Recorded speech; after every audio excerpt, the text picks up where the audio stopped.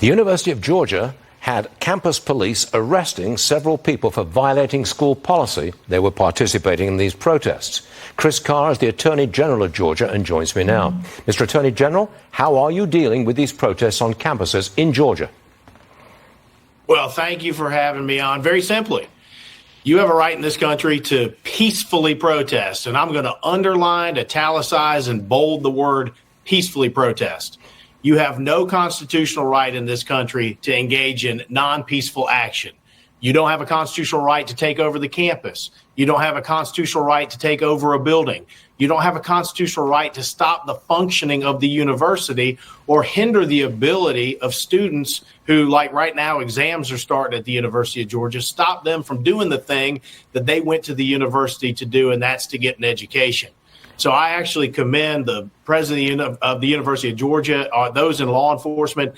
And it's hard for this Georgia Bulldog to praise a Florida Gator, but I think the philosophy that Ben Sass and the folks at the University of Florida have taken as well has been appropriate. Right. You know the rules. If you violate the rules, we're going to hold you accountable. So what's wrong with the authorities in New York and some in Massachusetts? Are they afraid of the students? Are they afraid of taking serious action? Well, I'm going to say it's a lack of leadership, and I'm going to say it's cowardly.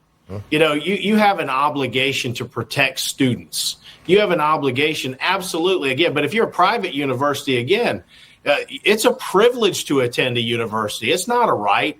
So why the leadership of these universities aren't stepping up and making sure that they're protecting the 99% of the students rather than letting the 1% hold the universities hostage. But that's not what's happening at the University of Georgia. And I'll tell you, we've got a situation here, too, where we've got a group of individuals who are supporting folks overseas that don't believe in religious freedom. They don't believe in education freedom. They don't believe in a number of the things that we believe here in this nation. And they are threatening our Jewish students, and they are threatening to eradicate an entire group of people. That is unacceptable, and we will proudly stand up for our Jewish students here in the state of Georgia. Georgia is one of several states suing the administration over its expansion of Title IX, which governs college athletics.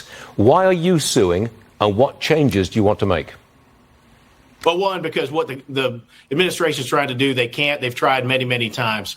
But, Stuart, here we are in a world where you've got campuses that are being overrun. You've got a border crisis. Every time somebody goes to the grocery store, they're paying more and more. We've got troubles around the world. And what is the Biden administration doing?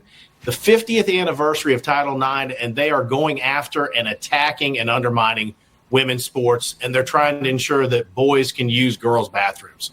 It is incomprehensible to me. It's also unconstitutional. We've fought this before. We're going to prevail again. Got it. Mr. Attorney General, thank you very much for being with us. Short, sharp, and to the point on two important issues. We love it. Mr. Attorney General, thank you, sir. See you again soon.